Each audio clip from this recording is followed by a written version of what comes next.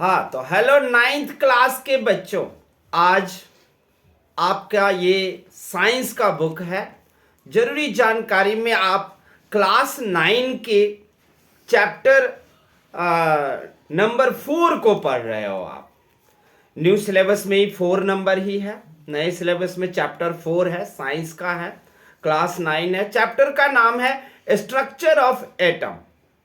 तो आज जरूरी जानकारी में आप लोग स्ट्रक्चर ऑफ एटम को समझिए। उसके बाद आप लोग प्रश्न उत्तर करना, बीच से भी क्वेश्चन आंसर करना और एक्सरसाइज के भी करना। और ऑफलाइन में हम आपको बहुत ढेर सारे क्वेश्चन भी करवाएंगे। इस बुक के अलावा भी ढेर सारे क्वेश्चंस बीच बीच में से निकाल के हम करवाएंगे। तो सबसे पहले आइए एटम के स्ट्रक्चर को समझते हैं। तो उससे पहले जरूरी है एटम क्या होता है। एटम को हिंदी में परमाणु कहते हैं। इस चैप्टर का भी नाम हिंदी में होगा परमाणु की संरचना। तो परमाणु या एटम क्या होता है, तो इंग्लिश में होगा the tiniest particle of an object which can not see by with naked eyes, this is called atom. या फिर the tiniest part of an element, this is called atom. Hindi में बोलेंगे किसी भी पदार्थ के सबसे सूक्ष्म कण को परमाणु कहते हैं। अब हम देखेंगे कि ये परमाणु की सोच कहां से आई, कैसे हुई। तो पिछले चैप्टर की कुछ बातें याद है आपको, जहां महर्षि कनाड थे और उन्होंने सबसे पहले इस चीज को, फिर ल्यूसिपस थे, डेमोक्रेट्स थे यूनानी, उन लोगों ने परमाणु की सोच को सबसे पहले डाला।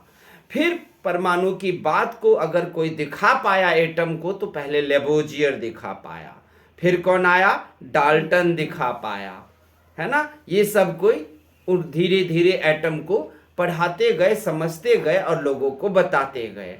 एटम के बीच में न्यूक्लियस होता है। अब ये सब चीज की पढ़ाई शुरू हुई। किस सब चीज की? एटम्स की शुरू हुई। ठीक है, न्यूक्लियस की खोज। एटम के और भी बहुत सारे पार्टिकल्स थे, ये भी थर्ड चैप्टर में आपने पढ़े। 3 पार्टिकल, इलेक्ट्रॉन, प्रोटॉन, न्यूट्रॉन, सब कुछ थोड़ा थोड़ा याद है। अब हम एटम की संरचना, यानी कि उसकी आकार, आकृति, शेप, ये कैसे काम करता है, वर्किंग क्या है, इसमें जो इलेक्ट्रॉन, प्रोटॉन, न्यूट्रॉन होते हैं वो कैसे व्यवस्थित हैं, how electron, proton and neutron are arranged, how electrons, proton and neutrons works, ये सब चीजें आपको आएंगी पढ़ने को। 19th सेंचुरी में आकर के परमाणु के स्ट्रक्चर को रिवील कर लिया गया था कि परमाणु का स्ट्रक्चर ऐसा होता है, ये होता है, ये सब चीज। तो आइए सबसे पहले देखते हैं कि चार्ज पार्टिकल क्या होता है। देखो, जितने भी एटम हैं सब में चार्ज पार्टिकल होता है। चार्ज पार्टिकल 2 तरह के चार्ज होते हैं, एक नेगेटिव चार्ज, एक पॉजिटिव चार्ज।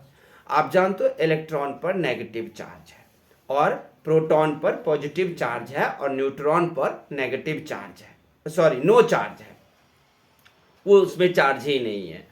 तो सबसे पहले जो एटम की स्ट्रक्चर को पेश किया वो थे जे थॉमसन, और उन्होंने ही चार्ज पार्टिकल को, यानी कि इलेक्ट्रॉन को, इलेक्ट्रॉन नेगेटिव पार्टिकल है तो ये भी एक चार्ज पार्टिकल है, प्रोटॉन पॉजिटिव है, तो ज्यादातर चार्ज पार्टिकल के रूप में हम इलेक्ट्रॉन को ही पढ़ते हैं।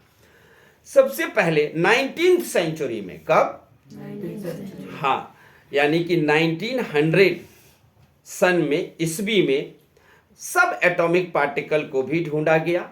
पहले तो एटम था और एटम की भी कई पार्ट्स हैं, और वो था इलेक्ट्रॉन।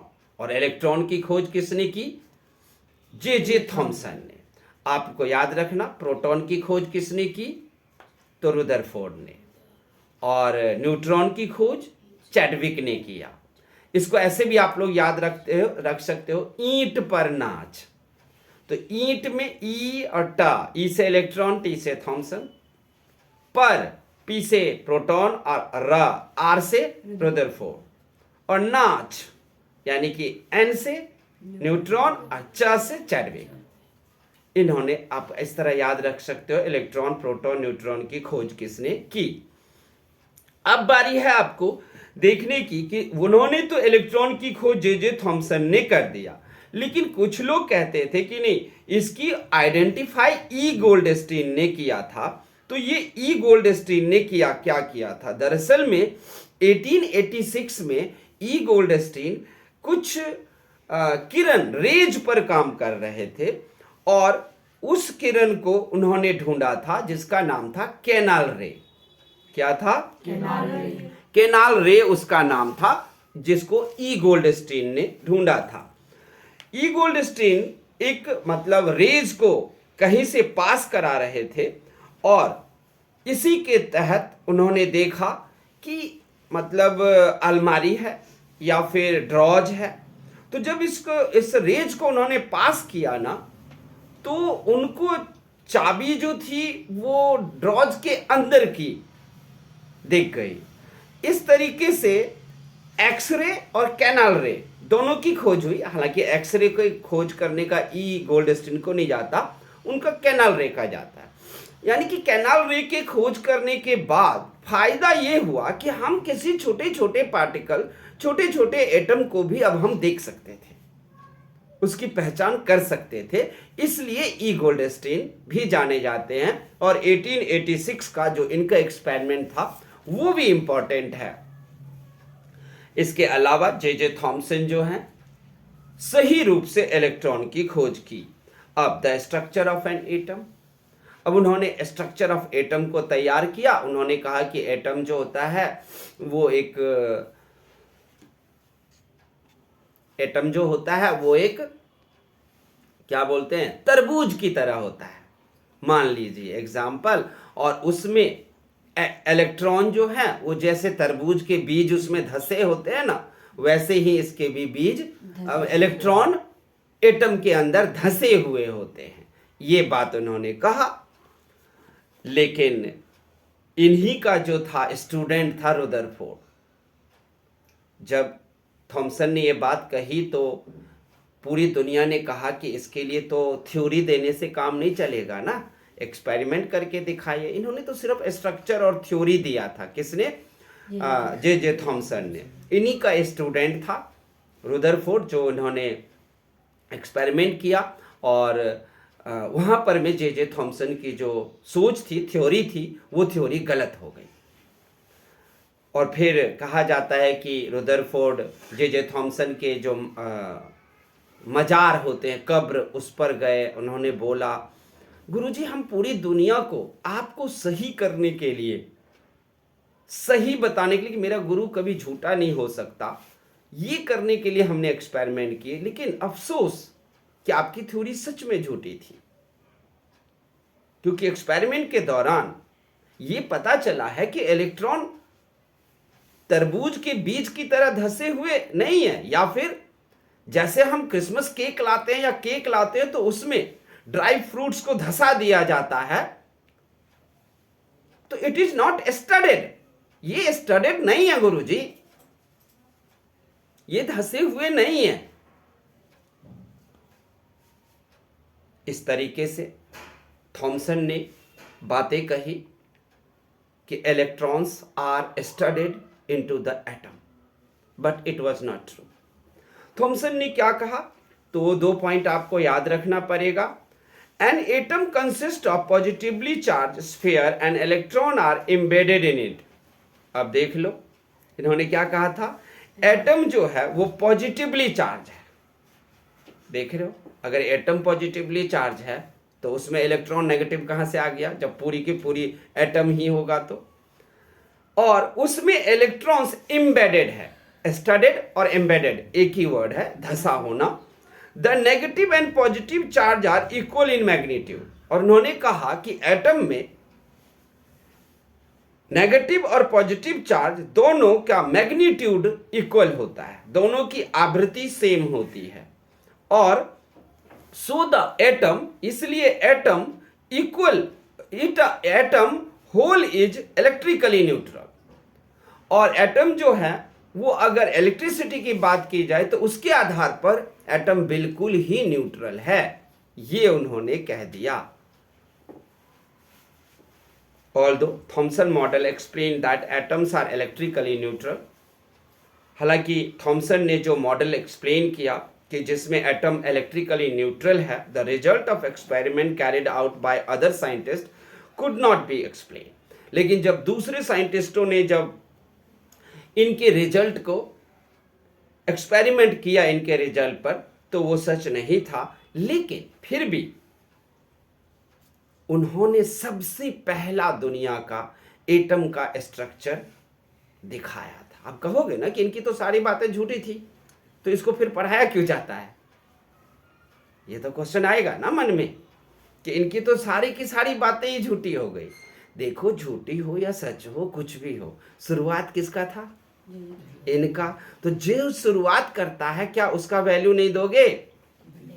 कल तुम बहुत बड़े ऑफिसर बन जाओ, लेकिन मैंने तुम्हें जो बेसिक रूप से सिखाया है, तो क्या हमारी कोई वैल्यू नहीं दोगे? यही होता है कि जिसने भले ही वो गलत थे, लेकिन दुनिया को उन्होंने स्ट्रक्चर पेश किया, उसके बाद ही अगर मान लो वो गलत स्ट्रक्चर भी पेश नहीं कर पाते, तो क्या अगला साइंटिस्ट एक्सपेरिमेंट करने के लिए तैयार होता? नहीं, किसी को कुछ मतलब ही नहीं है क्या होता है एटम, क्या नहीं होता है। कोई पहले झूठ ही बोला, झूठ तो नहीं बोला, मान लो कोई पहले गलत ही बोला या गलत बोला गया, वो गलत सोच लिए, उनमें उसकी गलती नहीं है, लेकिन उसकी गलती के आधार पे ही सच्चाई आया। इसलिए हमें उन्हें पढ़ना चाहिए और उन्हें इज्जत भी देना चाहिए। उसके बाद आया रुदरफोर्ड। रुदरफोर्ड साइंटिस्ट जो इन्हीं के बातों को सच करने के लिए शुरू किया, नाम था अर्नेस्ट रुदरफोर्ड। इन्होंने एक्सपेरिमेंट जो किया, उस एक्सपेरिमेंट का नाम है अल्फा स्कैटरिंग एक्सपेरिमेंट। हिंदी में अल्फा प्रकीर्णन प्रयोग कहते हैं। तो अल्फा स्कैटरिंग एक्सपेरिमेंट के जरिए उन्होंने इस बात को कोशिश किया समझने की कि दरअसल में इलेक्ट्रॉन एम्बेडेड है, धसा हुआ है या नहीं धसा हुआ है। इसी के लिए ये आए थे। अब इनके में क्या हुआ है देख लो। जब ये इन्होंने एक्सपेरिमेंट शुरू किया तो इन्होंने गोल्ड फॉयल लिया। क्या लिया? गोल्ड फॉयल लिया।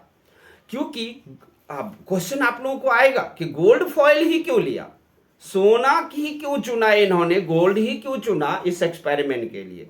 क्योंकि पूरी दुनिया में गोल्ड ही एक ऐसा एलिमेंट है जिसको जितना चाहो इसे पतला बना सकते हो। पतली चादर, इतनी पतली चादर कि तुम हवा में इसे टांग दोगे और आर पार तुम देख सकते हो। हवा में जैसे वॉलीबॉल का नेट लगाते हैं ना, जाल, तो वॉलीबॉल का नेट लगा देते हैं। वॉलीबॉल का नेट लगा दोगे तो नेट तो दिखता है, लेकिन वॉलीबॉल की जगह पर में तो अगर तुम सोने की चादर, सोने की नेट लगा दो तो आपको दिखेगा नहीं, लेकिन वहां पर सोने की चादर है, इतनी पतली। एक और क्वेश्चन आएगा, 1 ग्राम गोल्ड से कितनी लंबी तार बनाई जा सकती है? 1 ग्राम गोल्ड से 2 किलोमीटर लंबी तार बनाई जा सकती है। 1 ग्राम गोल्ड से, मतलब ओहो, इसमें इतनी मेलिएबिलिटी होती है, इतनी डक्टिलिटी होती है। इसमें डक्टिलिटी इतनी है कि उसको फैला करके इतनी पतली चादर बन जाएगा, जो चादर तो है लेकिन आंख से आपको नहीं दिखेगा।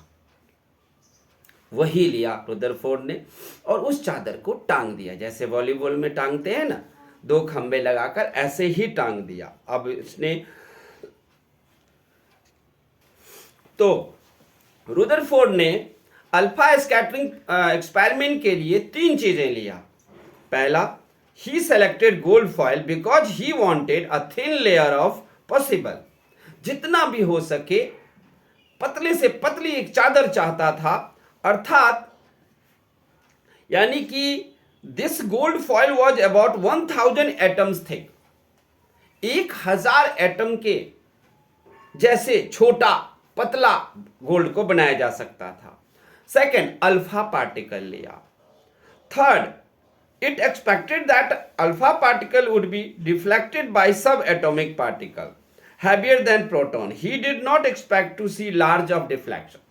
तो इन्होंने तीन चीजें लिया, पहला गोल्ड की चादर ली, गोल्ड, दूसरा अल्फा पार्टिकल को लिया, चुना, क्योंकि अल्फा पार्टिकल से हम बारिश करेंगे, और फिर तीसरा इन्होंने आशा कर लिया था कि अल्फा पार्टिकल ही सही रहेगा, क्योंकि अल्फा पार्टिकल ही ऐसा एक सब एटॉमिक पार्टिकल है जो गोल्ड के एटम के बीच से गुजर सकता है। देखो, एटम आंख से नहीं दिखता, और इसके भी बीच से कोई गुजर जाएगा, वो कितना छोटा होगा, इसके लिए इन्होंने अल्फा लिया। तो क्या किया इन्होंने, अल्फा स्कैटरिंग एक्सपेरिमेंट के लिए तीन चीजों को लिया, पहला गोल्ड, दूसरा अल्फा पार्टिकल, और तीसरा अल्फा पार्टिकल इसलिए क्योंकि ये गोल्ड के एटम के बीच से अल्फा पार्टिकल पास हो सकता है।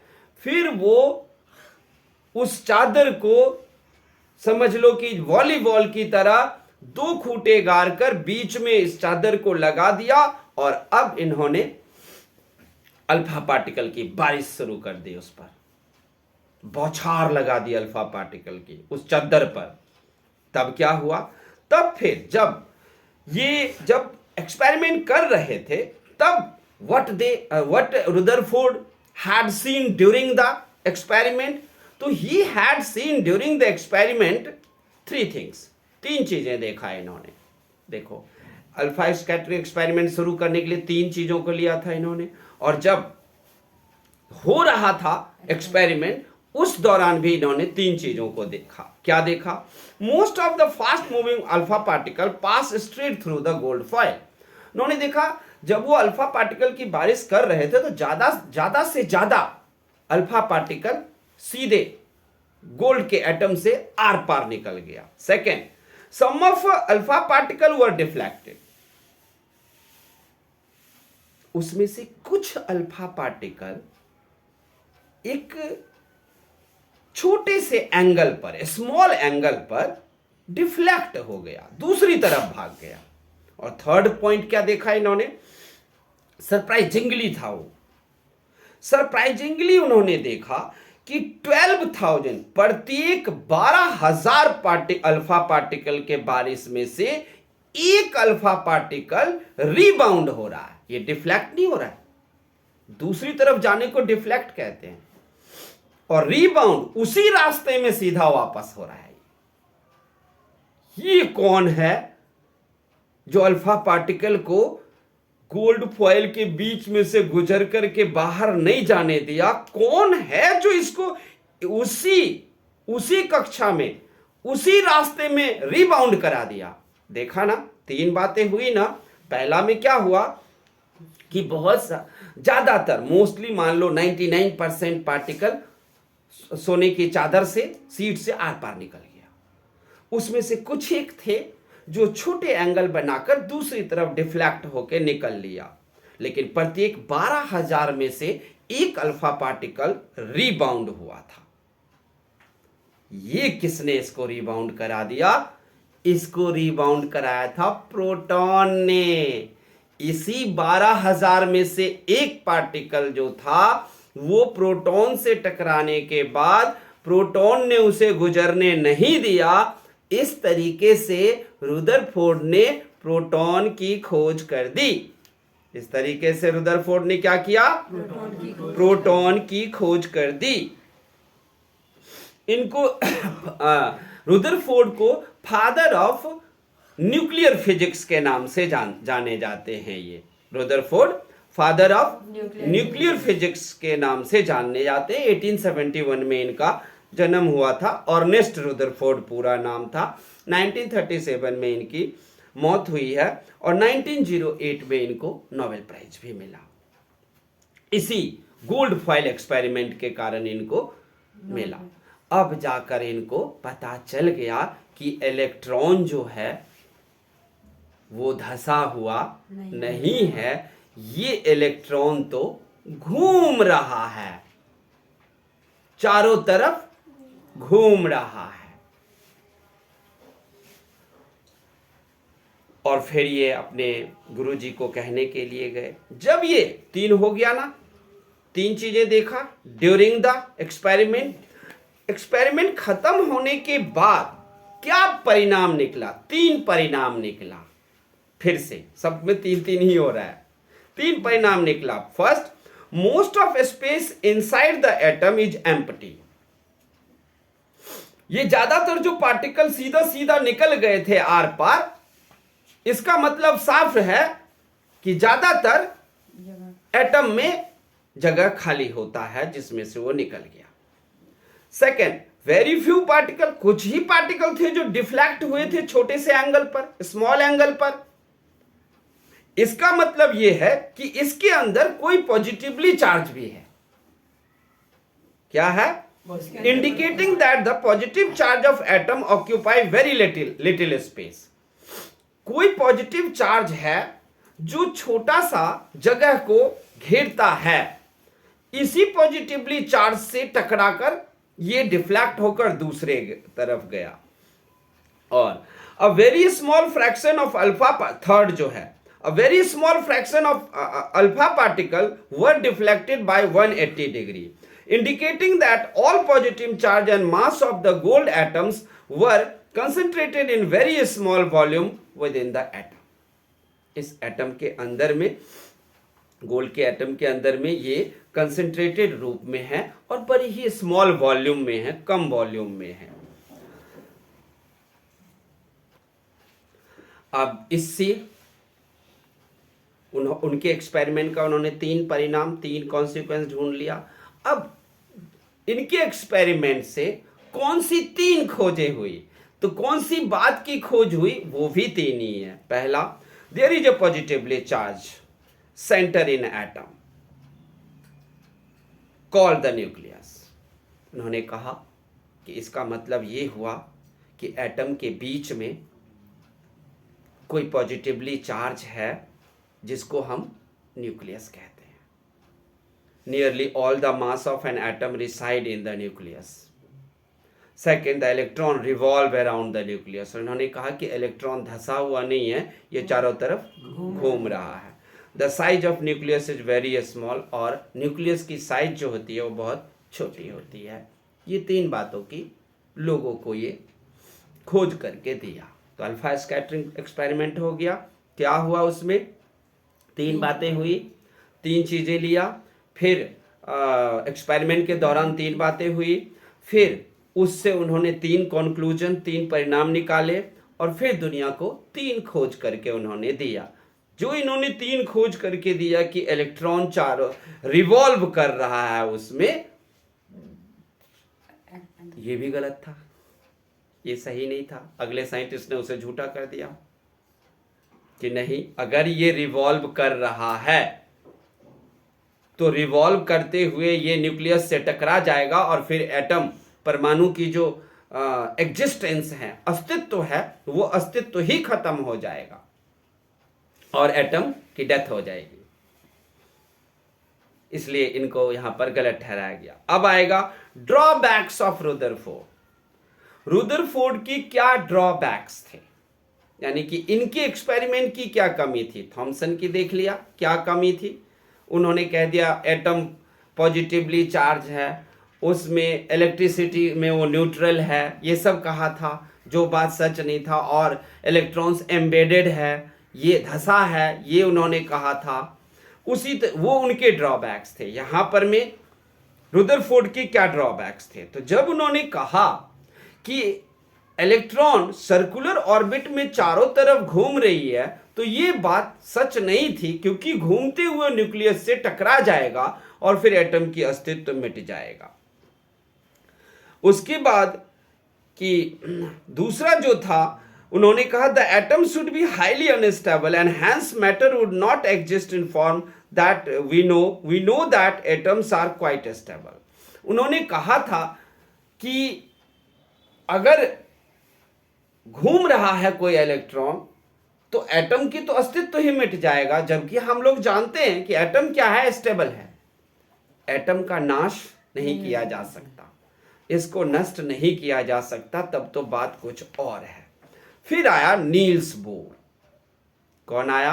तो आपको आएगा कि नील्स बोर का, आप हमें वो दीजिए, नील्स बोर के एक्सपेरिमेंट को समझाएं, उनमें आपको फिगर भी बनाने को बोलेगा। तो नील्स बोर जब आए तो उन्होंने एक्सपेरिमेंट किया और उन्होंने जो निकाला बात, वो भी वहां पर दो ही बात थी।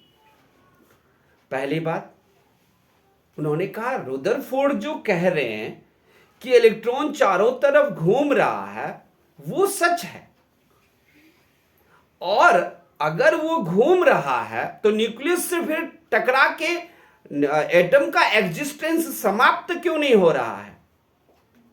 तो उसका उन्होंने बताया कि ये सब अपने अपने ऑर्बिट में घूम रहे हैं, अपनी अपनी कक्षा में घूम रहे हैं, इसीलिए वो न्यूक्लियस को हिंदी में नाभिक कहते हैं, इसीलिए वो नाभिक से नहीं टकराएंगे।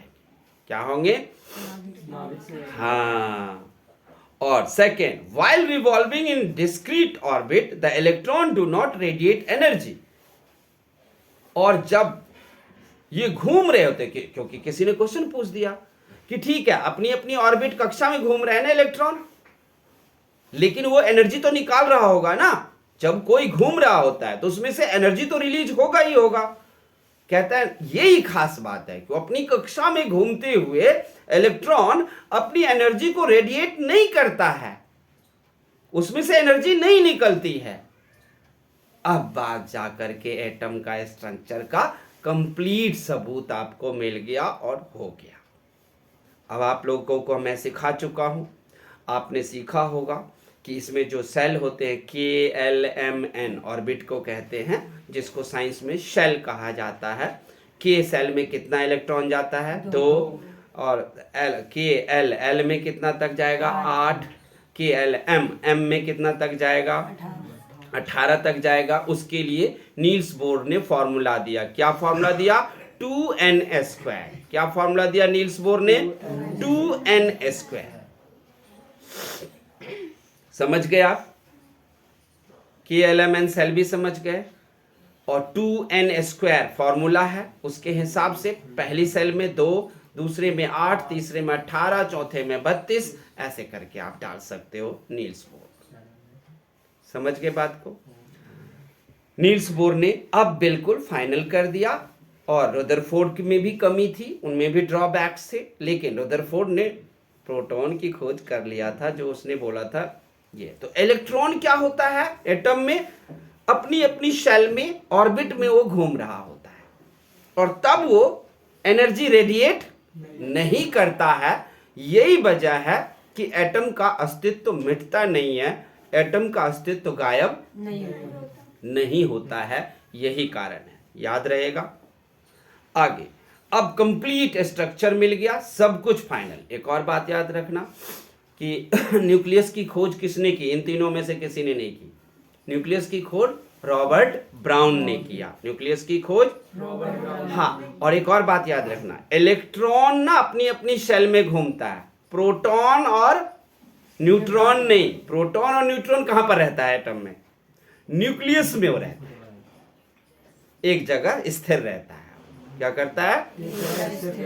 किसके साथ रहता है? न्यूक्लियस के साथ रहता है। पहले न्यूक्लियस, और उसी के साथ मिक्स होकर न्यूट्रॉन और प्रोटॉन रहता है। इलेक्ट्रॉन का काम है बाहर सेल में घूमना और न्यूक्लियस की रक्षा करना, और न्यूक्लियस की रक्षा करेगा तो प्रोटॉन और न्यूट्रॉन की भी रक्षा करेगा, क्योंकि प्रोटॉन, न्यूट्रॉन और न्यूक्लियस तीनों मिक्स होकर एक साथ रहते हैं। समझ के बात को? अब आते हैं न्यूट्रॉन पर। न्यूट्रॉन की खोज 1932 में जे चैडविक ने किया। किसने किया? जे चैडविक ने किया। और इन्होंने ये एटम के थर्ड सब एटॉमिक पार्टिकल को ढूंढ निकाला। यही 3 सब एटॉमिक पार्टिकल है। एक एटम हुआ, एटम के 3 सब atomic particle, electron, proton, neutron, तीनों की खोज भी समझा दिया। अब जाते हैं इलेक्ट्रॉन्स कैसे डिस्ट्रीब्यूटेड होते हैं। तो इलेक्ट्रॉन डिस्ट्रीब्यूटेड सिखा चुका हूं, पहले में 2, दूसरे में 8, तीसरे में 18, ऐसे। अब आई बारी वैलेंसी की। वैलेंसी क्या होता है? तो किसी भी एटम के कोई भी एलिमेंट होगा, सोडियम होगा, क्लोरीन होगा, सोडियम क्लोरीन का पहले आप शेल बना लेना, ऑर्बिट बना लेना, उसके सबसे लास्ट में जो वैलेंसी इलेक्ट्रॉन जो होंगे उसको देख लेना पहले। अगर 4 तक है तो वैलेंसी वही है, अगर 4 तक है तो वैलेंसी वही है। जैसे ऑक्सीजन का ले लो, ऑक्सीजन का कितना है एटॉमिक नंबर 8, बना लो शेल, 2 और 6 का बनेगा, तो लास्ट शेल में कितना इलेक्ट्रॉन है 6 है, तो 6 को जो 4 से ज्यादा है तो 8 में से माइनस कर लो, क्या कर लो 8 में से माइनस अगर तो आपको कितना बचेगा 2, तो वैलेंसी हो गया 2। लेकिन अगर 4 तक लास्ट सेल में है ना, अंतिम सेल में 4 तक है तो मत घटाना 8 में से, वही हो जाएगा वैलेंसी। क्या हो जाएगा वही हो जाएगा वैलेंसी। समझ गए, समझ गए आप लोग। तो हम क्या करेंगे, हाँ, तो वैलेंसी सीख गए निकालना। अगर सेल के किसी भी एलिमेंट के सेल में लास्ट में जितनी है इलेक्ट्रॉन, उस इलेक्ट्रॉन को आपको देखना है। अगर 4 तक है तो वही वैलेंसी होगी, 4 से ऊपर हो तो 8 में से माइनस करके और फिर वैलेंसी निकाल लेना। वैलेंसी को हिंदी में संयोजकता कहते हैं। क्या कहते हैं, संयोजकता हो जाएगा। अब तो अब उसी तरीके से आप दूसरे वाले का देख लो, जैसे कि नाइट्रोजन का कितना है 7 है, तो इसका वो इलेक्ट्रॉनिक कॉन्फ़िगरेशन बना लो। ये जो सेल में बांटना होता है ना, KLMN में सेल में बांटना, उस सेल में बांटने को हम क्या कहते हैं, इलेक्ट्रॉनिक कॉन्फ़िगरेशन बनाना। जैसे आप कहीं पर लिखा हुआ देखोगे ना 2 8 8 18, तो 2 8 18 एक लाइन में देखोगे तो उसका क्या नाम दोगे, इलेक्ट्रॉनिक कॉन्फ़िगरेशन है सर ये। हम पूछेंगे ये क्या है 2 8 8 18 लिखा हुआ, तो आप बोलोगे सर ये किसी एलिमेंट का इलेक्ट्रॉनिक कॉन्फ़िगरेशन है, यानी कि इलेक्ट्रॉनिक विन्यास है हिंदी में। क्या है, इलेक्ट्रॉनिक विन्यास है हिंदी में। वैलेंसी को संयोजकता कहते हैं। तो ये भी आपको निकालना आ गया।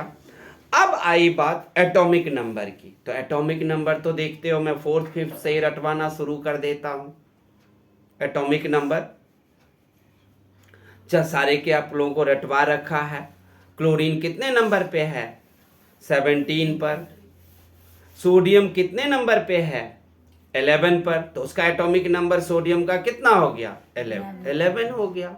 नाइट्रोजन का कितना है, 7 है। चलो बनाओ इसका इलेक्ट्रॉनिक कॉन्फ़िगरेशन, 2 और 5 बनेगा। 4 से ज्यादा है ना, तो अब क्या करना पड़ेगा हमें, तो कितना हो जाएगी वैलेंसी, 3। नाइट्रोजन की वैलेंसी कितनी हो गई, 8 में से 5 गया 3। एटॉमिक नंबर समझ गए, हाँ, यानी कि परमाणु संख्या हिंदी में कहते हैं। क्या कहते हैं, परमाणु संख्या।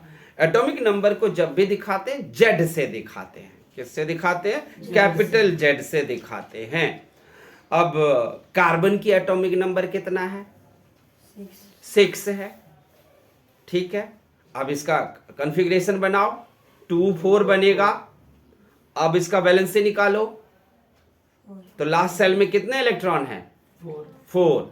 8 में से माइनस करूं, नहीं, क्योंकि 4 तक हम माइनस नहीं करते हैं। 4 से जब ऊपर दिखेगा 4 से ज्यादा, तब हम 8 से माइनस करते हैं। आप तो बोल रहे थे हाँ करेंगे माइनस, यानी कि कुछ नहीं समझ रहे हो।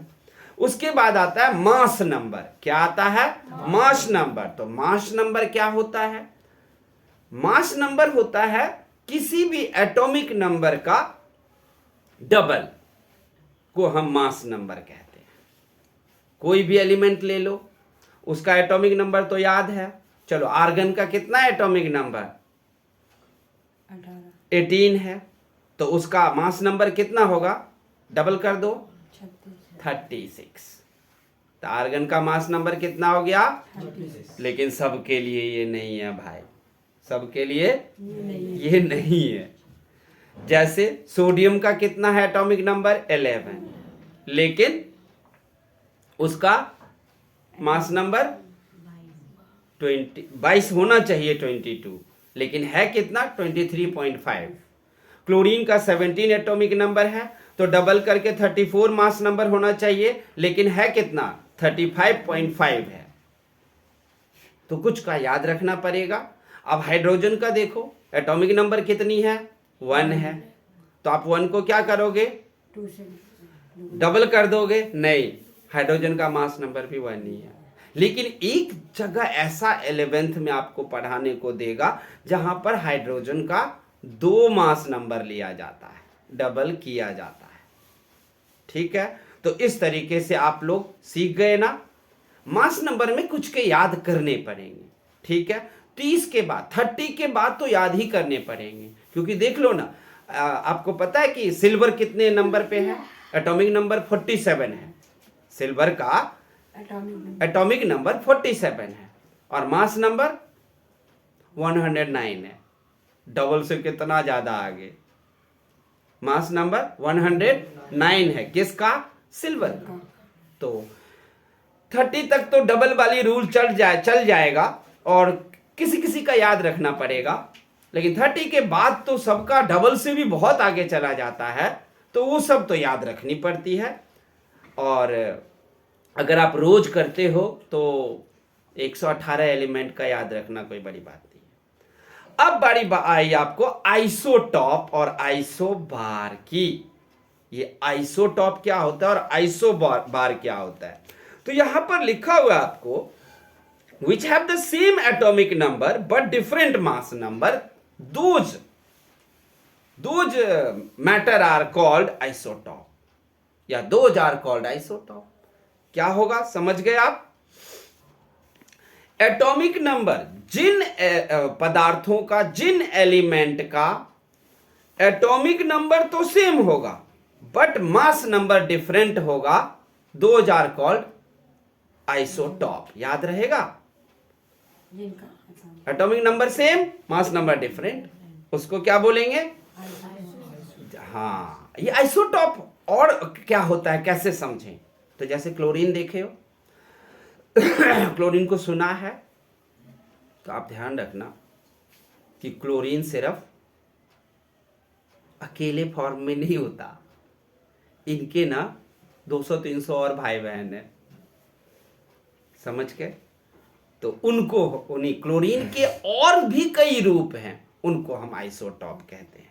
ठीक है, जैसे हाइड्रोजन का ले लो, तो हाइड्रोजन के बगल में आप देखोगे 1 लिखा हुआ, फिर 3 लिखा हुआ, तो ये हाइड्रोजन के अलग अलग रूप हैं जो आपके बुक में है, आप बुक में देख सकते हो। यहाँ देख रहे हो H है ना, H के साइड में देखो 1 लिखा हुआ है।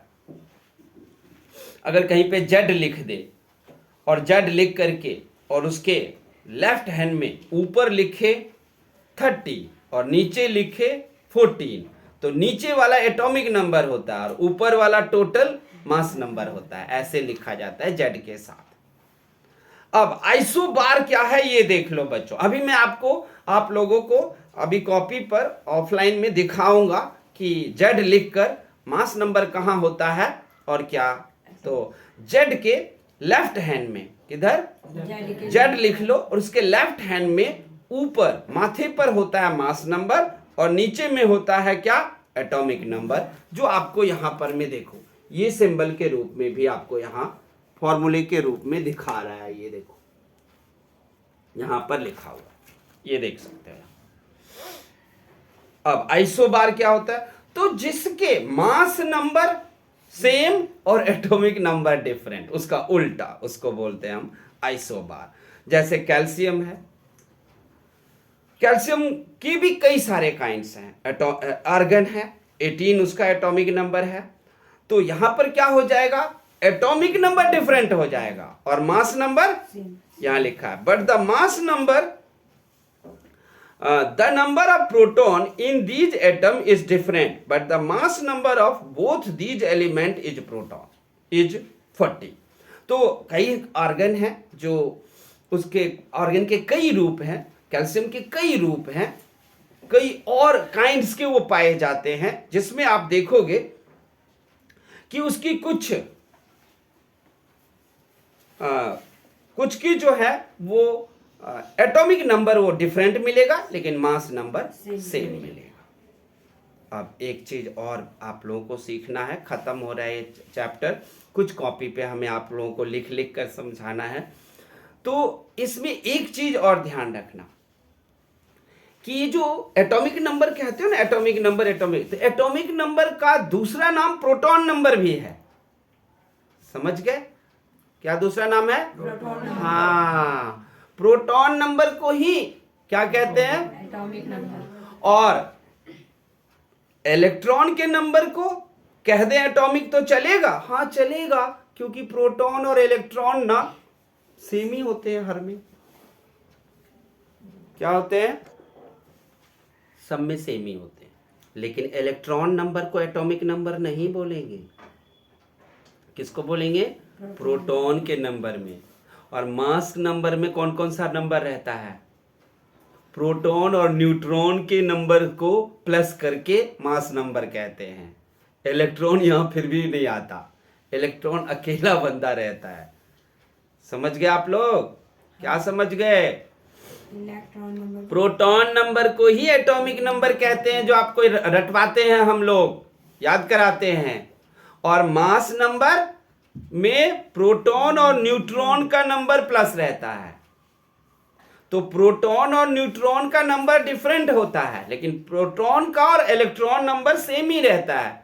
तो क्या हम इलेक्ट्रॉन नंबर को ही एटॉमिक कह दे तो चलेगा? क्यों नहीं चलेगा? कह दो, दोनों तो सेम ही है। लेकिन साइंस है भाई, एग्जैक्ट चीज तो आपको याद रखनी पड़ेगी ना। क्या करनी पड़ेगी? साइंस है तो साइंस की तो अभी एग्जैक्ट करनी रखनी पड़ेगी। तो बच्चों ये सब कुछ फाइनल हो गया। अब आपको क्या करना है? क्वेश्चन आंसर करना है इसका एक्सरसाइज वाले। और बच्चों ऑफलाइन में अभी इस चैप्टर को 2 क्लासें और लगानी है। कितनी क्लासें लगानी है? 2 क्लासें और लगानी है, तब आपका चीजें फाइनल होगी। अभी मैंने आप लोगों को समरी के रूप में सब कुछ समझा दिया है। क्या किया है? समरी के रूप में आपको हमने सब कुछ समझा दिया है। अभी जरूरी है अंदर में जाके स्टडी करना और मुझसे क्वेश्चन करना। क्या करना?